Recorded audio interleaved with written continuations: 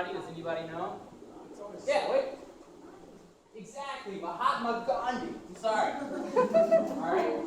So what our goal to do, what we're trying to do here is we're trying to spearhead this project through increased awareness via advertising and giveaways.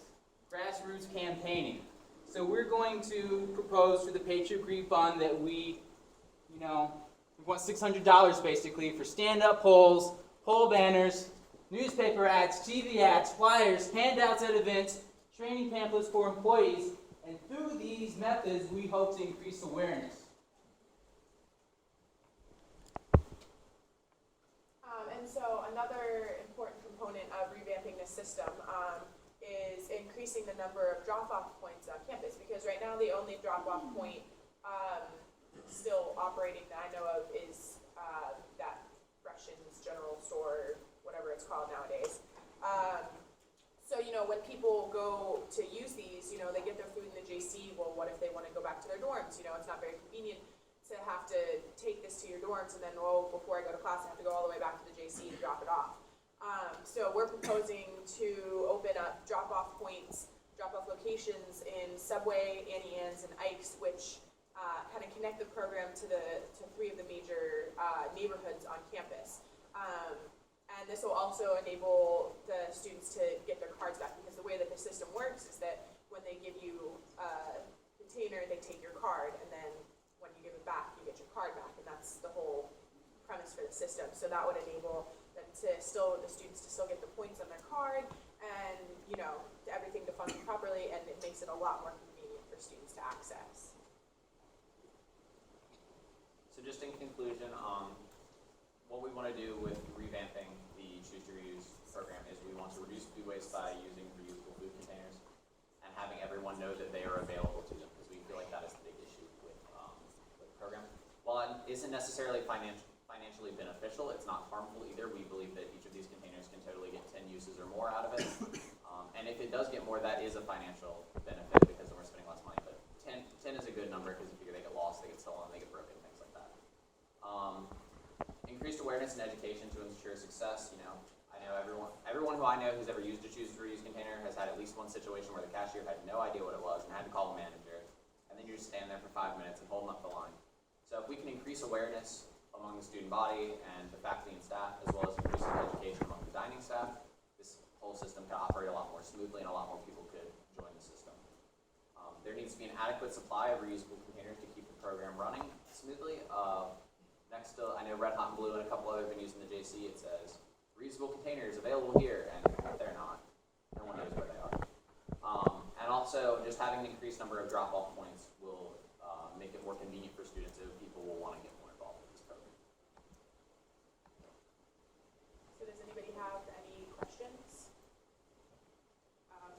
Very much. Aslan and then Aaron. It's not so much a question, it's more of like a suggestion. When you go to write the actual grant itself, kind of feed into Mason's ego a little bit, and say, this is how university for our green program. We do on students to see that we have this program available, especially since you're not financially bringing the benefits, or anything financially breaking even, then feed into Mason's overall sustainability goal for the future, and kind of make it ego. Definitely. And, in our research, we found that there's a bunch of other universities and cities even that have employed this. Portland has it seemed like a pretty well-functioning system like this. They actually do the delivery of the containers via bicycle, so it's completely zero input. And University of Cincinnati has a really good program running, so that's definitely something to incorporate. Yes, these cards you speak of, they have points on them. What is the point of these cards? What's stopping a student from getting one of these containers and then just using it?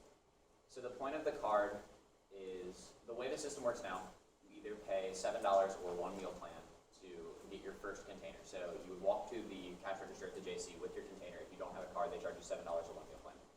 Now when you turn this container in, when you're done using it, they give you this card right here. And basically this is a free container card, so the next time you go to the cash register, because you've already bought into the system, instead of them charging you another $7 or another meal plan, you just give them your card and they don't charge you for the container that time. So as long as you keep bringing back the containers, you'll keep getting cards and you'll keep staying in the system. If you choose to keep the container, that's cool, you can do that. But now next time you want to use a container, you have to pay $7 more. Like, I remember this other fun fact, I was at Bistro like a week ago, and they gave me one of their containers. They must have the available funds to do so. They must know where they are, Yeah. because no one else does. Yes. That was because they had run out of styrofoam ones, so they were using the choose to reuse We instead did of the math, and if we disposable. wanted to give everybody on campus a reusable container, there'd have to be a 1% increase in tuition rates. Okay, Jared, Sam, Shelby. Nick, did you have your hand up too? Yeah, I was, is this being targeted towards a specific portion of the population? It's being targeted towards you. Well, I was gonna say, like, people who are already here, I mean, they're, you know, they're not really gonna be all that enthusiastic. It's a collective action problem right now, and I realize that, but Yeah. hopefully, this is something that I threw out there when we were actually coming up with the presentation is, what made Tom's shoes popular? Anybody? You got a reusable bag. Stylishness. You get a second bag. Yeah. They're stylish, right? And green containers, they're not necessarily stylish, but I mean, hopefully people will see that we're trying to make, we're trying to lessen our impact. And they'll see that as being a positive thing and somewhat trendy. If they think it's trendy and it works that way, then so be it. They might not give two craps about the environment, but they want a reusable container to fit in with the crowd. So that's what we're going towards. We don't expect 100% of George Mason's population to be using these containers anytime soon, but we want just a small fraction of that's better than nothing. Well, I was gonna say, why don't you just target when you make your goal to reach 100% of the on-campus freshmen? Well, that was part of our plan with the advertising and campaigning is attending events and especially, freshman incoming student events, but all student events in general to get the word out. And part of the Green Fund money that we're applying for would go towards handing out cards just as a little extra incentive to, get people to know about it and also to give them the first step into the program. Okay, let's do Jared, Sam, Shelby, John, Katrina, and Ashlyn. right? I'm sorry. Right? That's okay. It's too close to me. I apologize. Is your hand been up longer? Okay, all right. Let's start with Jared. So, like $7, why are you having to pay for this? One other question. So if you were to not bring it back one time and you lost your card, if you were to then bring it back another time, rather than be charged, could you just bring back the container that you lost your card to and use that, or they make you pay money? As long as you bring the container back, you get a card. And why do you have to pay for it the first time? This is not a school. So ideally, the way that would work is that the $7 would then go towards, these things aren't gonna last forever.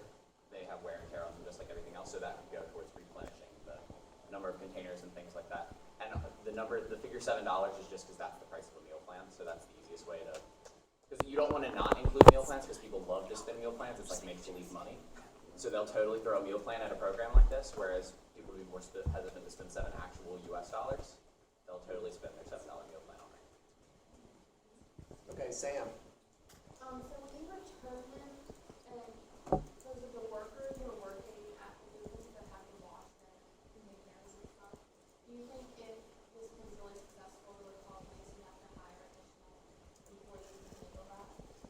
So we talked about the dishwashing issue, and the way it works is they go in big Rubbermaid containers, in the convenience store or whatever, and then at the end of the night they're brought back to the kitchen. And we thought about the issue of water and things like that, and just the fact that they're already doing dishes. It's not like this is a new task; it's just kind of added on. Now maybe they might put more people on dishes at the end of the night or something like that. But also, if you figure they're taking out significantly less trash, I don't really think in the long run it's more work. because we've all seen it in the JC during the day. Sometimes people are stacking these plastic containers on top of the trash can because the trash can't possibly be taken out fast enough. Worst case scenario, we're creating jobs, and Sodexo has the money to create new jobs. Does, just a clarifying question from earlier, you said 2 of these contain plastic number 6. Yeah, Is that the clear and the styrofoam? yes, these are both Okay. plastic 6. This is plastic 5, Okay. which is much healthier. It's BPA free. It has lower rates of lower percentage of carcinogens and everything like that. All right.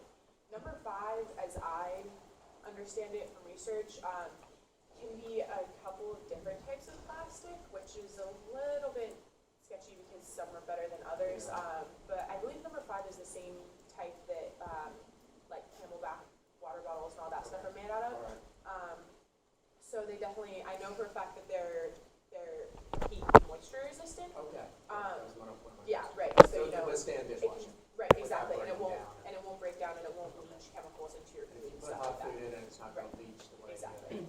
Yeah, so I think that's one thing you sell it is like, you want to eat out of a carcinogenic container or Right. a non-carcinogenic container. Definitely. Okay, so let's go to Shelby, Christina, and then I'll try to remember from there. Okay, 2 things. One, I used to go to a store where they did have this program in place. And they had it one of the classes was as soon as you got a mission, you got a reusable tumbler and a reusable container. And you could take that into the dining halls and use it and fill up and rinse it out. But you could keep it and fill it up. Because like the program that we have going now is as much as you want when you go in. Like that's gonna be in place in 4 years. And so I think by then we can go ahead and have that. So when you get your meal in, you get the container. Because they already spend money if you have a meal plan and you go on campus, they already give you like a free thing at the beginning of each year. It's like you get tumblers and almost none of those are used. But like everything you have in your container, I've seen it in practice. So that's amazing. And then as far as the product, there were newer students who did that at my school as well, and they would use that in the car work really, really well. But they washed them themselves if they didn't have a car, and it was like, no remote. Yeah, no, that's definitely a good option too, because it's, right. That's what I do with mine. I just take mine home and I wash it and bring it back. Yeah, that seems like the most sensible thing to do, but that's different. But it's Okay. college students. And Yeah, okay, Amy, and then John, and then Emily. Oh, wait a minute, did I? Yeah, okay. Oh, no, sorry, Christina, and then John, then Emily, then Amy, then Miranda. Okay. Sorry, Christina. Yeah, no problem. Along with the comment about it being like stylish, were you guys gonna keep using the green ones, or are you going to get perhaps maybe like a different design or some sort? Because I know that I would not use that just because I would not want to put it in my backpack because it would take up a lot of space after using it. So. Well, the problem is if you get one that's any smaller, then you might not be able to fit the food in it. These, actually, in my experience, it's really hard to fit the food in them as they are. Like if you go to like Red Hot and Blue and get mashed potatoes, they're gonna kind of squish down against the top. But this is, we looked into the prices of the same ones that already exist just to keep continuity, and also they're just price efficient. The 1-to-10 ratio works out really well. The company who makes them, this is the only color they sell them in. I actually called them yesterday and talked to Rhonda. She was very nice. But yeah, I mean, just keeping with them, just because I know that they're big and they take up a lot of space, but you kind of need the space for the food. Gotcha. That's for your reusable bags, boy. Okay, John, Emily, Amy. Oh, I did not get one, so. My thoughts on disposable containers. I like the idea of it, but I really can only use it like at JC and when people are not correct and combining, they can't take any food out of Southside. They can't use anything but more than $100 for JC and most of them run out of it. And people talk about the market, someone mentioned market is the freshman who could work, but they have to change the dining plan first and it's really effective. Yep. That's one of the reasons we were hesitant to kind of throw it in for free with all residential students, is we feel like some of the students, especially during the daytime, the people who are at the JC are the commuters. Because the residential students stay away because it's impossible for them to see them.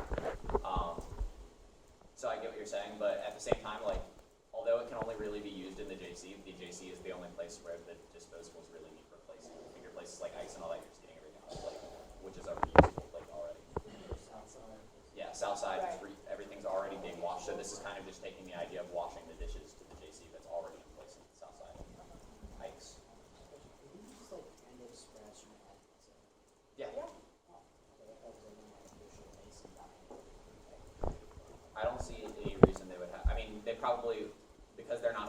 Mason Dining, we probably wouldn't put washing this on them.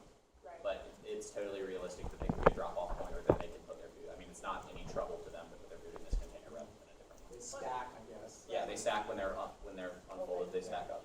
And this wasn't initiated as a Mason Dining program. This was initiated through it was a Patriot Green Fund project, and I think that as I remember, it went through the Office of Sustainability. So it's a separate program entity anyway. So it shouldn't be a problem to have it at Pan Express or Manhattan Pizza or even, I don't know if we use it Einstein's, but they probably go through more paper than the JC does go through plastic. Oh. You remember your question?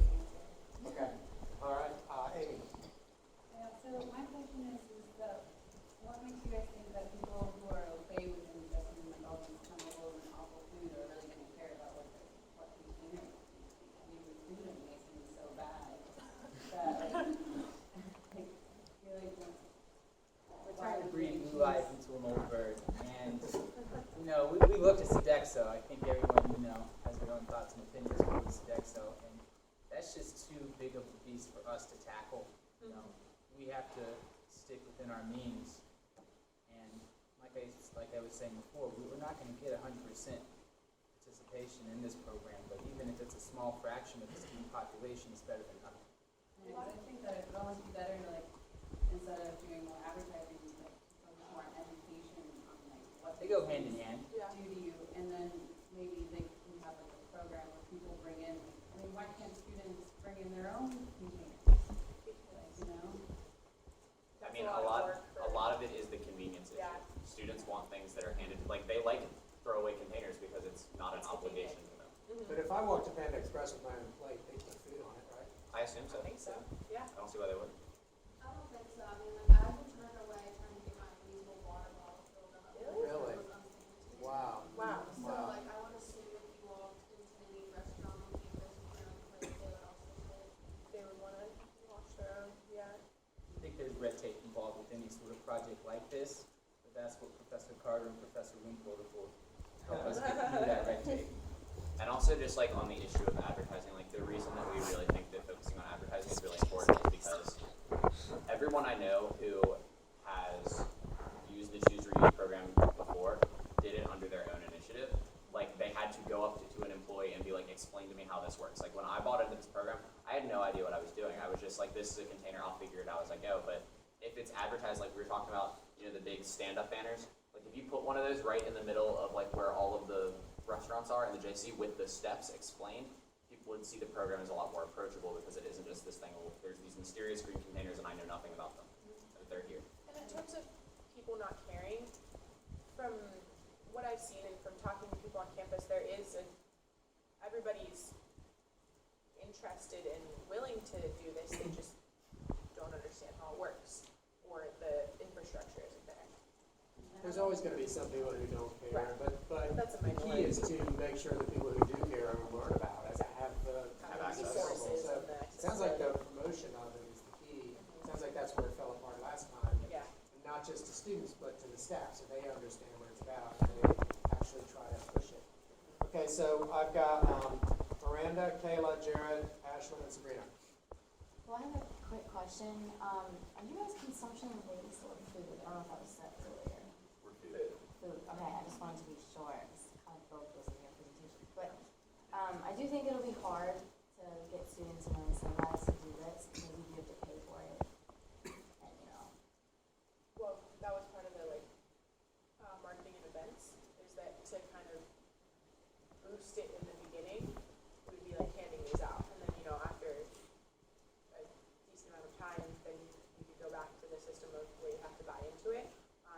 But initially, to get the program kind of revitalized, handing out free cards is pretty good incentive. yeah, no, it is because people like me, I don't have a food plan, whatever they're called. I live off campus, so that would get expensive for someone like me. Yeah, I would do it. Yeah, and part of it is we kind of feel like people who are on board with this are already going to want to be part of this. So going to Earth Week events might not necessarily be the best place to hand them out, but if it was come see the women's soccer game this weekend and get a free Choose Reuse card or something like that, the not your typical eco audience, and then then that way it can kind of spread beyond the niche of just people who are worried about what happens to a throwaway container, which is a very people in the basket. We just don't need to be at the Earth Day event, so those people know that. Okay, so Jared, Ashlyn, Sabrina. You know, there was no question. Sorry. Okay, Ashlyn. Oh, sorry. Kayla, That's okay. I had you, yeah, so Ashlyn, Sabrina, then Kayla. Oh, sorry. Actually, Kayla, I had you higher up. I'm sorry. Oh, Kayla, okay, go it's ahead. fine. Boy, this is. I'm glad there's so much participation. It's hard to keep track. Sorry, Kayla, go No, ahead. I just want to like talk about how if you wanted to do on campus, I think in the beginning of the year they give housing gives you some sort of welcome gift, and it's like normally a water bottle or like a plate or something. And if you are like concentrating on the freshmen or something, it'd be cool if you gave those, because I feel like the cost is probably like pretty similar to a water bottle that because we got water bottles last year, I think. Yeah, they get And water that's bottles like every year. kind of, Yeah, totally. Like if you could get like a container with a pamphlet on what it is, yeah.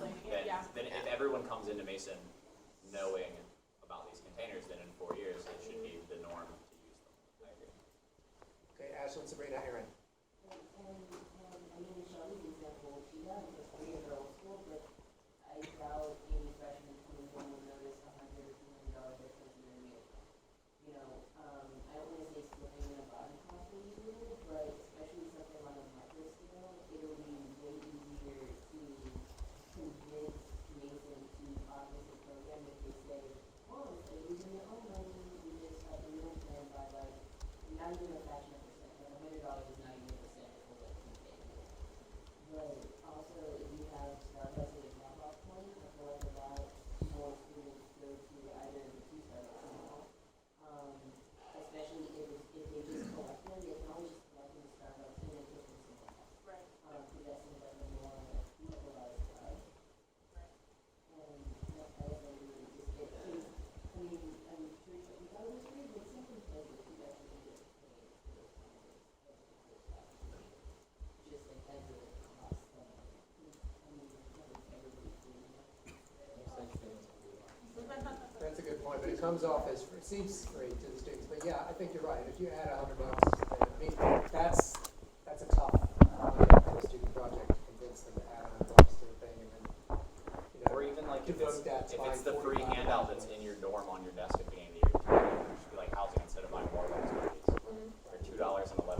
You'll be alright. Yeah. All right, Sabrina.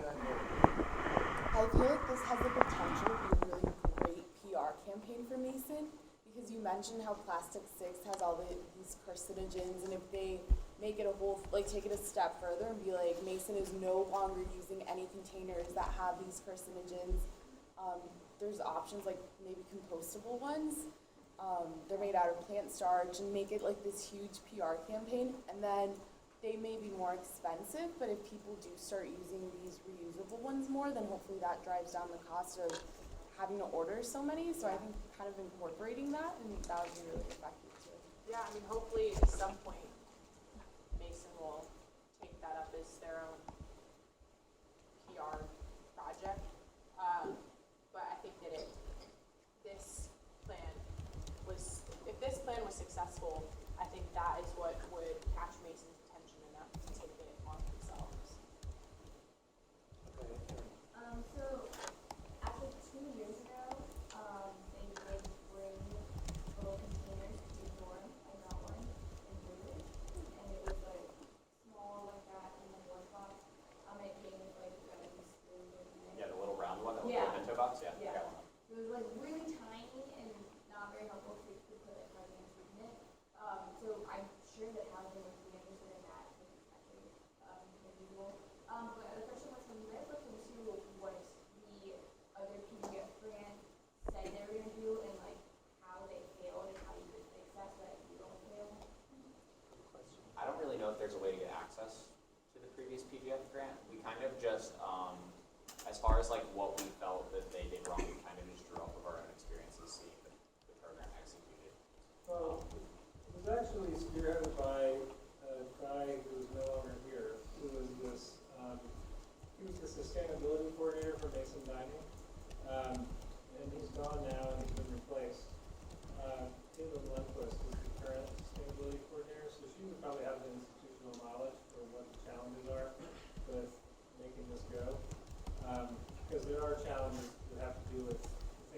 brought up about where are the drop-off spots and what are those businesses' willingness to play ball and that kind of stuff. So this was a Green Patriot Fund, or was it? They might have gotten some money from, my understanding is that it came from Mason Dining, because the guy who ran it, his name like escapes me at the moment, he was an employee of Mason Dining.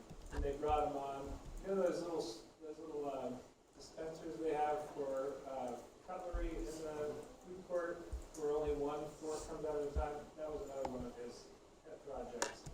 So that people didn't end up taking like 7 forks when they needed one. He did a whole group of things like that. Yeah, it's probably worth talking to Caitlin, and also to people in the sustainability office, that's kind of information. Good question. Anybody else? Yes. Yeah, I have a question going back to the cards and drop-off points. I know you were saying you would give a card for a box.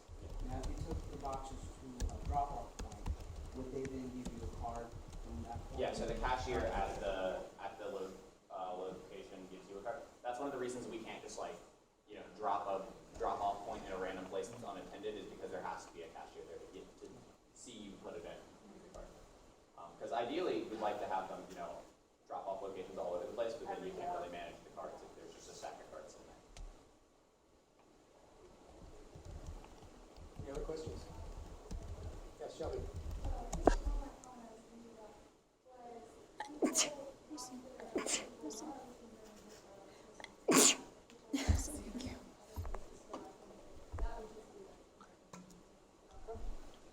Yeah, I really don't see the logic behind it, especially if you're the one eating the food. Why do they care? If you bring them a dirty plate to eat it off of, you're not feeding it to them. But yeah, I mean, it's like the same, like at Shoney's, where you're not allowed to use the same plate twice, like at a buffet or whatever. You have to get a new plate every time. It doesn't make any sense. Professor Whitfield. I'm curious whether, just hear you what you say, if somebody says this is actually not a food issue, this is a food project, this is a recycling and waste project. I would argue that, we talk about how, food is a packaged product for a lot of people, and for a lot of people, part of their meal experience is, this is the plate they're eating off of. I think that it's an interdisciplinary issue, if I can use that term. Like so many sustainability issues, it's not just contained to one sector. It bleeds over because everything is a system of some sort, especially on college campus. And The delivery end of the food chain. Yeah, and when we were kind of we were sitting, talking, and looking at the food system as a whole, and we really felt like this was one that, without confronting Sodexo directly and being change your policies, which is kind of out of the scope of what our project can be, we felt like this was the most wasteful thing that we could realistically tackle related to food. It's a feasible project. If we were to propose a project, we want to see it through. We want to see ourselves seeing this project through, more so than with another project related. So it's taking on Sodexo and change Change their buying habits and things like that. This is actually originating with Sodexo. So, and there are certainly people, employees on campus right now who want to see this work. So I think that, I like the idea of trying to get some PGF money to give it a boost. I don't think Sodexo necessarily would be your enemy here. And actually that position of head of sustainable dining or whatever, or head of sustainability for basic dining is actually a Sodexo employee. Yeah, and we weren't trying to say that we think Sodexo wants to kill the environment. It's just I don't think it's realistic for us to go to Sodexo and say, hey, you can only buy locally grown things now. Sorry. No, they are working on that, and they, you all are the customers, and they're a company. And they're getting a lot of pressure from lots of different universities because they want to keep the contract. And if they know that students care about where the food comes from, they hear that. So, that's why I'm not saying that you should have done that. Your choice of projects was wrong, but I'm saying don't underestimate your influence as students with a company like Sodexo. Yeah, Sodexo did make a decision to create a position for sustainability, and this, the woman who now is in that position just graduated last year. She's your age. She's a former student to approach Professor Whitfield and me, and she cares very strongly about this stuff. So, it's an example of trying to change an organization from within, which sometimes is the most effective way to do it. And we have service learners in here who are working with her right now. That's right. Yep. Yeah. So, So even though she works for Sodexo, she's a good person. we'll see how long she lasts. I'm kidding. She's durable too. She's like a choose to reuse container. I've heard that those can withstand 1,000 washings. Yeah, they're pretty You can sturdy. make your money back on one of those, the 11th time it gets used, you're making money back. Yeah, they're solid, they're thick, you know. Taylor, can we have Taylor ask? We have a little more time. Can Taylor ask? a question? Sure, yeah, I just wanted to say for the evaluation, this is the food group. So make sure you choose the right group. I just wanted to add really quick, when we were talking about how this relates to food, but I was thinking about proportion size and like taking only food that you can eat. I thought that would be helpful in that way too, just a different side of it. And that ties into one of Sodexo's like sustainability food goals that we found on the Mason Dining website. There's like they emphasize portion control. Apparently that's why they have like the weird shaped south side plates.